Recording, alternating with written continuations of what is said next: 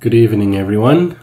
I trust you've had a pleasant week, and at least no matter the challenges we may have faced, we are grateful that God has allowed us this another opportunity to be able to fellowship virtually. As we have come to the end of the week, we now are entering the Sabbath hours, at least here in the Midwest area, as we start the Sabbath at sunset. Thought we would spend the next few moments reflecting upon the rest that Jesus, the giver of rest, has for us, and what practical lifestyle applications we may have as we experience another day that God has set aside, the Sabbath day. And so the Sabbath, as you know, was first started as a result of the creation, the capstone, if you please, of the Lord's creation work when He created the Garden of Eden, and thereafter, later on in Exodus, it is also provided, particularly at the time when the children of Israel were being delivered from Egypt. And so we see this connection where God connected the Sabbath of creation with deliverance from Egypt, and God instructed Israel to observe the Sabbath as a memorial of creation and as a memorial of their redemption from Egypt.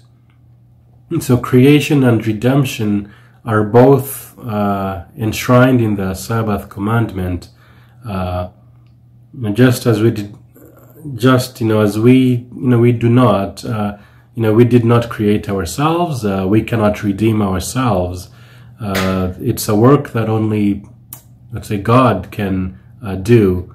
And so, by resting, we acknowledge our dependence on God, and we acknowledge Him, that only He, not only for His existence, as the provider of life, but also the redemption that we find in Him, the salvation, the ability He gives us to be able to live. And so Sabbath keeping is just a powerful expression of salvation by faith alone.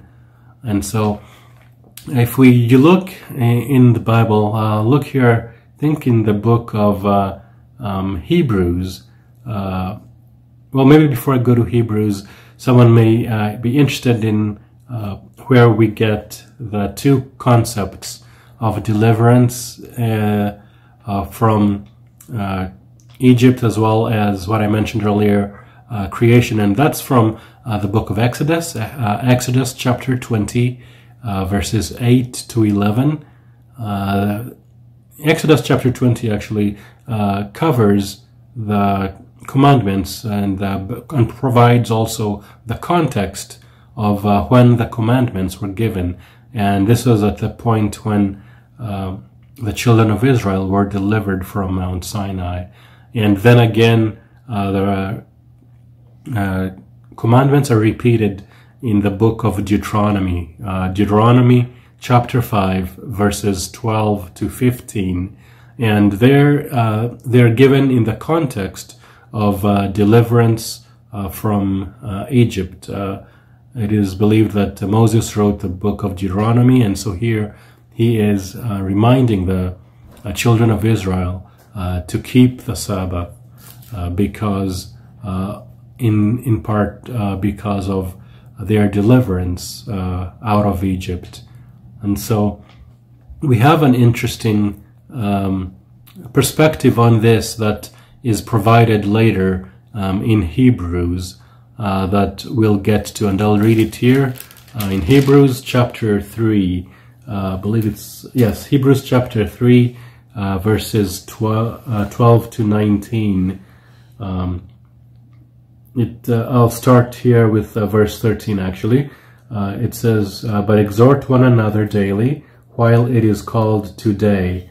I'm sorry, I'll start in verse 12. Take heed, brethren, lest there be any of you an evil heart of unbelief in departing from the living God, but exhort one another daily while it is called today, lest any of you be hardened through the deceitfulness of sin.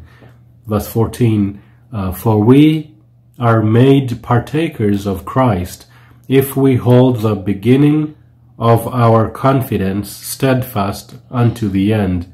While it is said, today, if ye will hear his voice, harden not your hearts, as in the provocation. Verse 16, for some, when they had heard, did provoke, howbeit not all that came out of Egypt by Moses. Verse 17, but with whom was he grieved 40 years? Was it not with them that had sinned, whose carcasses fell in the wilderness? Verse 18, and to whom sware he that they should not enter into his rest, but unto them that believed not? Verse 19, so we see that they could not enter in because of unbelief. And so here in Hebrews, we see that the sad story is that, those who were delivered from Egypt were not able to enter into the rest that God had promised them. When the Israelites arrived at around the Kadesh Barnea, I think it's called, Barnea Kadesh area, at the border of the Promised Land, they lacked the faith that they needed. And so here it is quite amazing. At this point, Joshua and Caleb agreed that the land was good. You remember that story of the spies were sent out, and when they came back, a number of them came back really scared. But Joshua and Caleb agreed that the land was really good, and they did not dispute the fact that the people there were strong and that the cities were fortified. But they said, Joshua and Caleb said that God was with them and that he would bring them into the land. And so let's just sort of remember this. It says, yet the people, who the children of Israel at this point, they had seen God destroy the Egyptians through the plagues. If you remember I think it's Exodus chapter 7 to chapter 12, the plagues that fell on Egypt and Pharaoh. And they also saw God destroy Pharaoh's army in the Red Sea. Additionally, they also saw God provide bread from heaven. And they saw water from the rock, as well as, the manifestation of God's continuing presence. There was the pillar of fire at night and the pillar or a cloud during the day. And yet through all of that, they failed to trust him. And so it's quite a tragic irony that the generation that saw all these mighty acts, displays of God's power, they really did not quite have the faith to carry on, to rest in God's commandments. And so here we see that there is this element of faith that we must have. One writer says that if we forget how God has led us in the past, then we are deemed to look to the future with fear. And so I don't know what kind of a week you have had, or what challenges you have faced. But could it be that the very reason that you're actually able to get on YouTube, to get and be able to watch this video, means that God was able to sustain you, God was able to keep you going, and passed you through a portion of the week where it was quite challenging. And here you are today, on the Sabbath day, the Sabbath that has started. And he asks us to listen to his voice and to be willing to follow him. Let's not harden our hearts. And so let's consider what it is in our daily living, in our lifestyle, that we need to ask God to either change, to ask God to remove from us, or to ask him to grant us the power to overcome, so that we may be able to experience the blessing, to experience the rest that comes to us really once every 7 days on the Sabbath day. And so we need to, in a practical sense, I think, follow through with God. And so I'll read a little further here, just where I have my Bible, in Hebrews. Hebrews chapter, I think it's 4, verse 4 to 8. It says, "For he spake in a certain place of the seventh day on this wise, and God did rest the seventh day from all his works." And verse 5, "And in this place again, if they shall enter into my rest, seeing therefore it remaineth that some must enter therein, and they to whom it was first preached entered not in because of unbelief. Again he limited a certain day, saying in David, Today, after so long a time, as it is said, Today, if ye will hear his voice, harden not your hearts." Verse 8, "For if Jesus had given them rest, then would he not afterward have spoken of another day?" And so here we see that there is this need that Jesus is pleading with us. He is asking us individually to accept him, to accept his promises, and to even test him. Let's put Jesus to the test in our lives. Let's follow him and see if in fact what he says does make sense, if he's able to keep his promises. And trust me, he is. If we were able to get together and just testify how God has sustained us and brought us through the week, I'm certain we would all agree that God is able to sustain us, not just through the week, and even through, if we review how our lives have been from the time most of us may be migrants, or perhaps you haven't grown up in Southwest Michigan all your time, and so it may be just look back at how God has guided you, and there will be something where you can identify that no matter what, God's love is unconditional, and he continues to implore us that while probation is still open, heaven is open to empower us, to enable us to walk in God's way. And so we must follow, I think a good example here is just let's take Christ's example. I believe it's in John Matthew 11 verse 28 through around 30, where Jesus says that I am meek and lowly in heart. He says, come learn of me, take my yoke upon you. And Jesus promises that his burden is easy and his yoke light. And so let us spend each moment of our lives, each moment we have, whatever we have going on, remember that nothing takes God, nothing takes Jesus by surprise.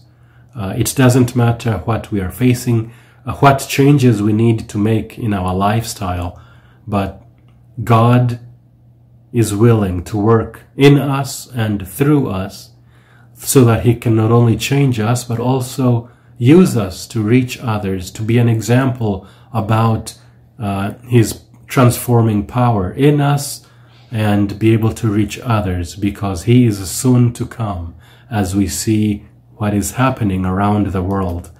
And so may we continue to look to Jesus, and we look to Jesus by committing our will to Him. That is the one and primary element we have that no one else in the universe can control. My ability to choose and your ability to choose. That is one thing we have. And it is my prayer that we may continually choose to follow God, choose to live in accordance with principles that we find in His Bible, and at a minimum just always strive to live and follow the example of how Christ lived, by being mindful of others, by loving others, and seeking to always obey Him, because God promises us that without us, in John, I think it's John chapter 15, that without Him in us, we cannot do anything. And so all we have to do is to accept Him into our lives, to yield our will to Him, that He may take our will and mold our characters each moment, each day, and thereby we may experience the rest and the blessings He has provided for on the Sabbath day. Happy Sabbath.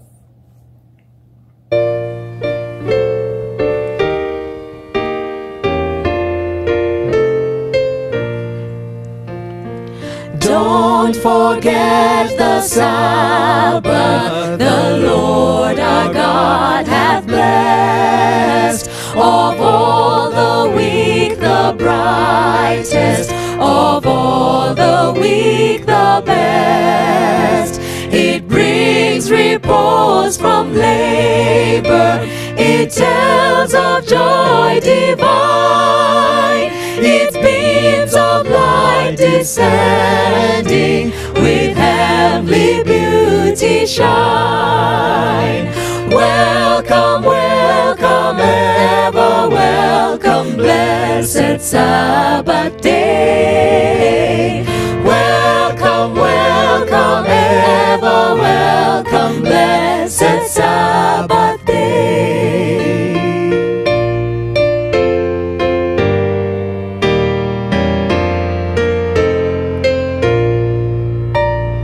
Keep the Sabbath holy and worship Him today, who said to His disciples, I am the living way. And if we meekly follow our Savior here below, He'll give us of the fountain whose streams eternal flow. Welcome, welcome, ever welcome, blessed Sabbath day. Welcome, welcome, ever welcome, blessed Sabbath day.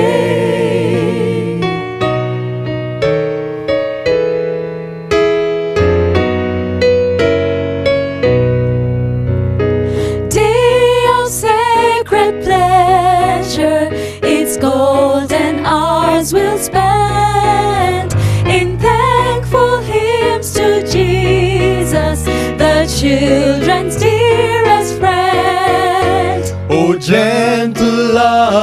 Savior, how good and kind thou art. How precious is thy promise to dwell in every heart. Welcome, welcome, ever welcome, blessed Sabbath day. Welcome, welcome, ever welcome, blessed Sabbath day. Amen.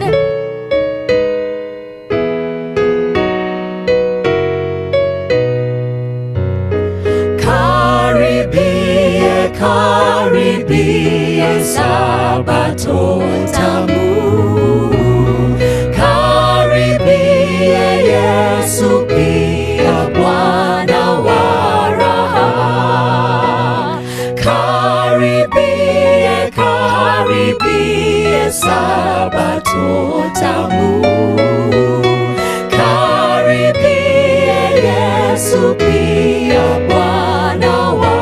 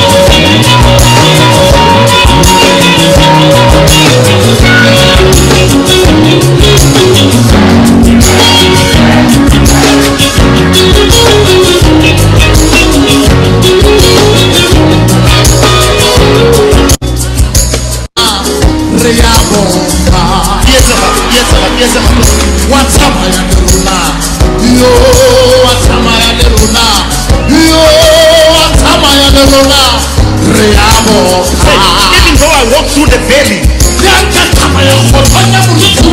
you're always with me.